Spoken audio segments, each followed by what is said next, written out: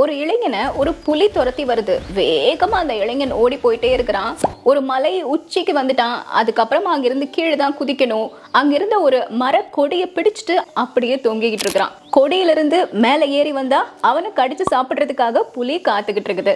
அந்த கொடிக்கு கீழே பார்த்தா மிகப்பெரிய பள்ளம் இருக்குது. இதுல வேற 2 எலிகள் வந்து அவன் பிடிச்சு தொங்கிக்கிட்டு இருந்த அந்த கொடியை கொஞ்சம் கொஞ்சமா கடிச்சுக்கிட்டே இருக்குது.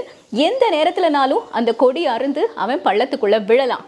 இந்த சூழல்ல அவன் தொங்கிக்கிட்டு இருந்த அந்த இடத்துக்கு பக்கத்துல ஒரு ஸ்ட்ராபெரி பழம் இருக்குது. அந்த ஸ்ட்ராபெரி பழத்தை பறிச்சு அவன் சாப்பிடுறான். ஆஹா, என்ன இனிப்பு அப்படின்னு ரசிச்சு சொல்றான். இந்த கதையிலிருந்து ஜென் குருக்கள் நமக்கு என்ன சொல்றாங்கன்னா, நம்ம வாழ்க்கையில அந்த புலி மாதிரி நமது எதிர்காலம் நம்மை மிரட்டிக்கிட்டே இருக்கும். அந்த மிகப்பெரிய பள்ளம் மாதிரி நமது கடந்த காலம் நம்மை அச்சுறுத்திக்கிட்டே இருக்கும். ஆனாலும் அந்த இளைஞன் எப்படி அந்த ஸ்ட்ராபெரியை ரசிச்சு சாப்பிட்டானோ அதே மாதிரி நமது நிகழ்காலத்தை நாம ரசிச்சு வாழணும்.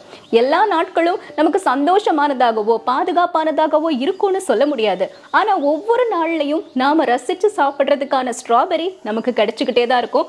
அதை ரசிச்சு அந்த நிமிடத்து சந்தோஷத்தை அனுபவிச்சு வாழ்ந்தோம்னா வாழ்க்கை ரொம்ப ரொம்ப மகிழ்வானதா இருக்கும். ஃபியூச்சரை பத்தியும் பாஸ்ட்டை பத்தியும் கவலைப்பட்டுட்டே இருக்காம இந்த கணத்தை என்ஜாய் பண்ணி வாழலாம்னு சொல்லக்கூடிய ஜென் கதை தான் இது.